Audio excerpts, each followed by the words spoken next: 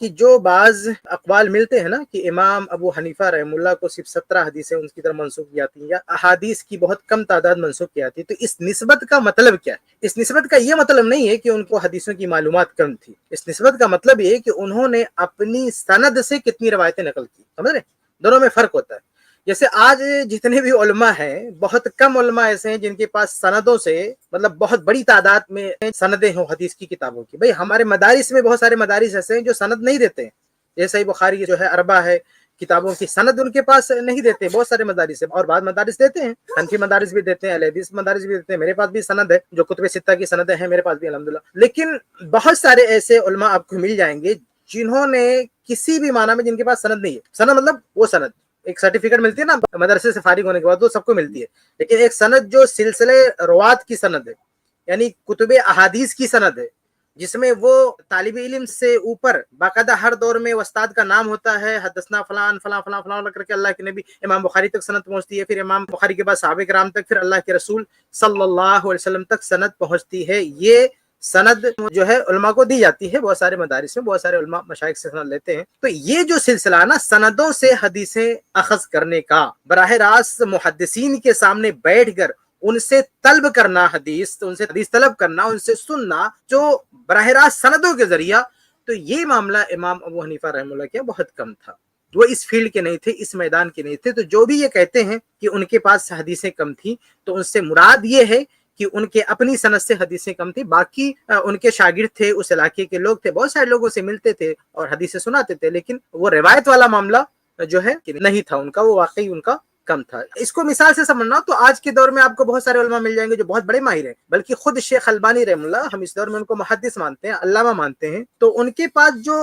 محدث مانتے ہیں، حدیث کی فیلڈ کے ماہر ہیں، لیکن جو سند ہے نا، کسی سلسلے روات کی سند ہے، وہ ایک دو عالم نے ان کو بھی دیا تھا، ایسا نہیں کہ نہیں دیا تھا، لیکن وہ خود کہتے ہیں کہ میری نظر میں اس کی کوئی اہمیت نہیں، بولتے کسی نے ایسے دے دیا زبردستی، ہم نے لے لیا، لیکن وہ پتہ نہیں کہاں رکھا ہوا، کبھی اس کو نظر اٹھا کے دیکھا بھی نہیں اس کو۔ تو اس کا مطلب یہ تو تھوڑی کہ شیخ البانی رحم اللہ کے پاس کوئی حدیثی کی معلومات ہی نہیں، بہت بڑے محدث ہیں، لیکن سند سے ان کے پاس حدیثیں نہیں ہیں، تو کسی نے دیا تھا اجازہ، باقی اس طرح سے نہیں۔ اور بعض علماء تو ایسے مل جائیں گے جنہوں نے کسی سے بھی سلسلے جو روات ہے اس طرح کی سند نہیں لی ہے، تو اس کا مطلب نہیں کہ وہ عالم علامہ ہو سکتے ہیں، بہت بڑے محدث ہو سکتے ہیں، فقیہ ہو سکتے ہیں، سب کچھ ہو سکتے ہیں، بس یہ ہے کہ سلسلے روات والی سند ان کے پاس نہیں ہے۔ تو امام ابو حنیفہ رحمہ اللہ کے بارے میں جب یہ کہا جاتا ہے کہ حدیثیں ان کے پاس کم ہے، تو مطلب یہ ہے کہ ان کی اپنی سند سے، پرسنل سند سے، خود کی سند سے، جو سند نبی تک پہنچے، اس سلسلے سند سے حدیث کم ہے۔ مطلب آج دیکھیں کہ بعض اس کا جواب دینے کے لیے، یعنی اس خلا کو پر کرنے کے لیے کتنی محنت کی، حناف نے بہت محنت کی ہے، مسانید ابو حنیفہ کو جمع کرنے کے لیے بہت پاپڑ بیلے انہوں نے، کتنی کتابیں لکھی ہیں، اور پھر ادھر سے اٹھا اٹھا کے جو ہے لا کے اکٹھا کیا ہے، اور مسانید ابو حنیفہ کے نام سے ایک مجموعہ تیار کرنے کی کوشش کی، لیکن وہ تیار شدہ مجموعہ میں بھی آپ کو کوئی بہت بڑی تعداد میں نہیں ملے گی، بلکہ اس سلسلے سند میں وہ جو کتابوں کو نسبت کی جاتی ہے، کتابیں ثابت نہیں، جھوٹے لوگ، کذابین ہیں۔ امام ابو حنیفہ رحم اللہ سے سچے روات نے، ان کے اپنے شاگردوں نے اور ثقہ شاگردوں نے جو روایتیں نقل کی ہیں، ان کو آپ مان سکتے ہیں کہ بھئی یہ ان کی مرویات ہیں، لیکن جو جھوٹے، کذاب، افرادی، متروک، یہ لوگوں نے جو بعد میں کئی سالوں کے بعد یہ دعویٰ کر رکھا کہ امام حنیفہ رحمہ اللہ کی اتنی، ان کی سند سے اتنی حدیثیں ہمارے پاس ہیں، تو جھوٹے لوگ ہیں، مکار لوگ ہیں، انہوں نے صرف جو ہے اس کلام کا جواب دینے کے لیے یہ سارے ہاتھ کنڈے اپنائے ہیں، بے شمار حدیثیں انہوں نے الگ الگ سند سے بنا لی ہیں۔ تو یہ میں نے جو ہے وضاحت ضروری سمجھی کہ اس کا مطلب یہ نہیں کہ ان کے پاس حدیث کم تھی، حدیث بہت ساری، بلکہ فقہا جو اس میدان میں ہوتے ہیں بہت ساری حدیثیں ان کے پاس ہوتی ہیں، لیکن اپنی سند سے نہیں ہوتی ہیں، یا سند کی تحقیق ان کے پاس وہ پختگی نہیں ہوتی ہے، اور وہ جو ہے سالت نہیں ہوتی ان کے پاس،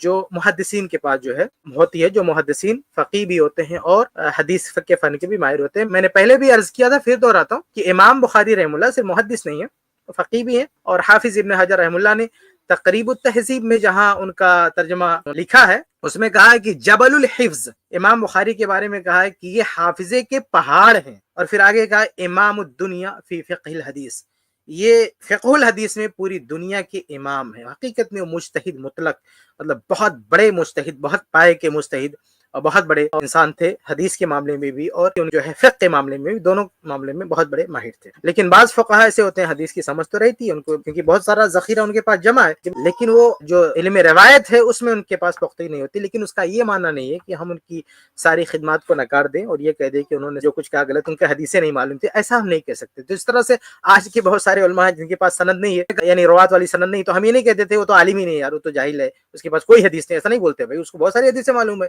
हदीस की किताबें पढ़ रहा है बैठ के, है कुतुब सित्ता मदरसे में पढ़ के रखा हुआ है, तो ये नहीं कहेंगे उसको कोई हदीस नहीं मालूम है, लेकिन उसकी अपनी सनद से कोई हदीस उसके पास नहीं है। ये मैंने दूसरी बात की वजाहत की। इस क्लिप की फुल वीडियो देखने के लिए हमारे चैनल पर जरूर आएं। iPlus TV ने एक नया YouTube चैनल शुरू किया है जिसका नाम है iPlus TV इख्तिलाफ का हल। इस चैनल पर सिर्फ इख्तिलाफी मसाइल पर वीडियोस आएगी, लेकिन दलाइल के साथ और भाईचारगी के साथ।